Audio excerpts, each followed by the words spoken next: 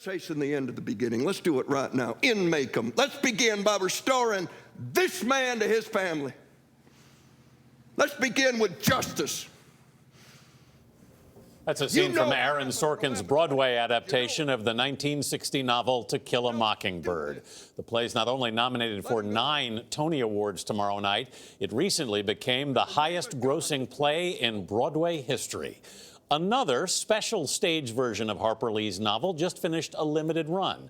Jamie Wax is here with more on that. Jamie, good morning. Good morning, Anthony. Harper Lee set To Kill a Mockingbird in a slightly fictionized version of her hometown of Monroeville, Alabama.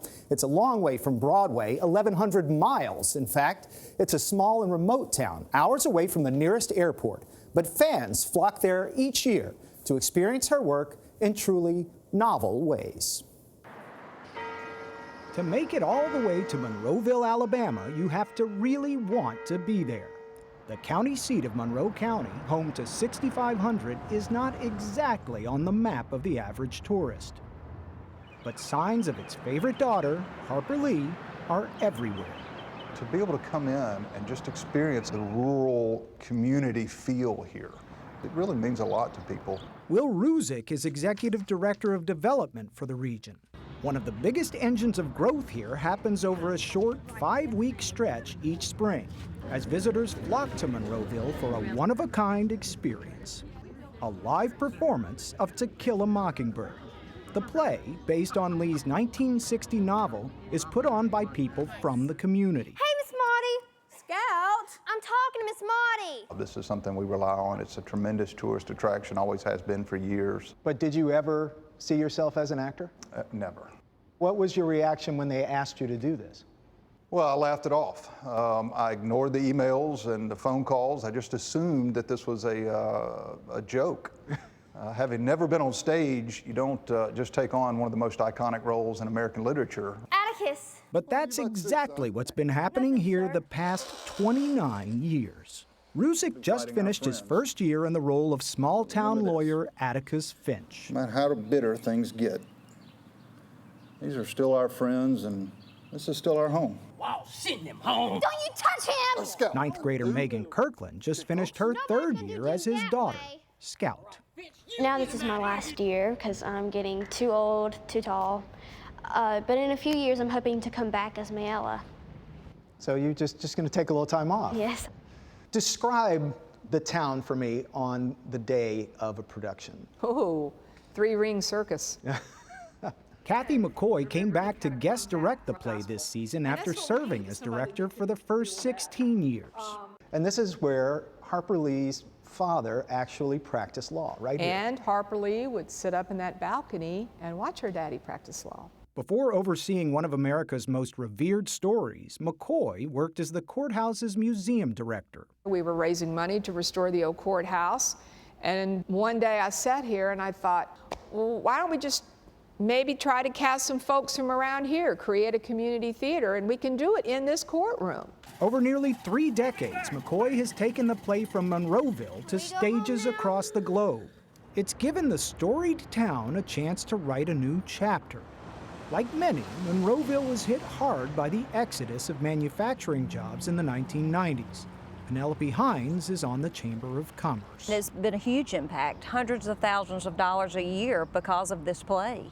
Tourists come from all over the world this season alone, from Australia, Japan, China. It seems everyone who's lived long enough in Monroeville has a story about Harper Lee, who most knew as Miss Nell. As long as I knew her, she always called me kiddo. Dot Bradley has been part of the cast from day one. The play has taken Bradley way beyond Southwest Alabama. When we were in Israel, I was watching the jury, and several of the guys had water in their eyes. They was crying. And when the play was over, she said, "I'm so sorry for what happened." And I told him, "Sir, you do not have to apologize for what happened then. No, we can't do anything about the past, but we can do something about now and the future." The role of Tom Robinson is played by William Mosley. Scared I had to face up to what I didn't do, sir. Oh, you being uppity with me, boy! No, sir. Nobody thought William the policeman would be acting on a stage. No. especially me.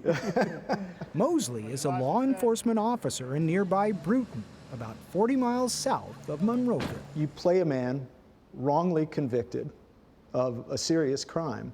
What does it feel like to you to turn the tables and be on the other side of that? It's like I was almost right there with Tom. Is that part of what you went into your field for, is to try and create justice? Yes.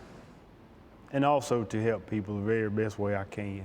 The jury presiding over Robinson's trial is selected from the audience before each performance. When I first directed this play in '91, the script did not call for a jury at all. And I'm like, well, I would like to take a jury out of that audience and have them feel what it's like to be on a jury that convicts an innocent black man.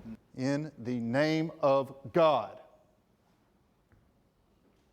do your duty. Do you think there's something in the experience of seeing this production that touches people even more deeply than it would if everybody in it were professional actors? I do. I think to understand that we're all just everyday people really helps add to the mystique of the play. But to always remember it was a sin to kill a mockingbird. While Jeff Daniels leads the cast of Broadway's record-setting play, the Monroeville performers make an impact of their own way off Broadway. Probably one of my favorite parts of the show is afterwards, and you get to hear the experience of the audience. We will have people crying. And inevitably, every single audience has an English teacher in it. Typically, she'll have 2 or 3 of her students, and they'll refer to her as the crazy Mockingbird lady, and she'll just be standing there crying because she's actually in the courthouse and has experienced this emotional roller coaster. For nearly 60 years, To Kill a Mockingbird has inspired us and appealed to our better angels. This book and this play teaches respect. If you respect one another, then we can go forward. That seems like a message that's still very relevant today. Yes, it is. I want to go see this. Yes. I know. Same here. But you were saying, Jimmy, that Harper Lee she wasn't a fan of this production, the idea of this. She wrote a lovely letter to the director, Kathy, but she didn't like anything that shone a light on Monroeville. It was her place to hide out. You know, she didn't like people talking about the book. It was the best way to shut her down, they all said in the town. She had a lot of scout in her, but there was some Boo Radley there. But no, she was lovely about the play in the later days of it. She just really didn't love people coming to see her. Right. Jamie, thanks very much. What a great story.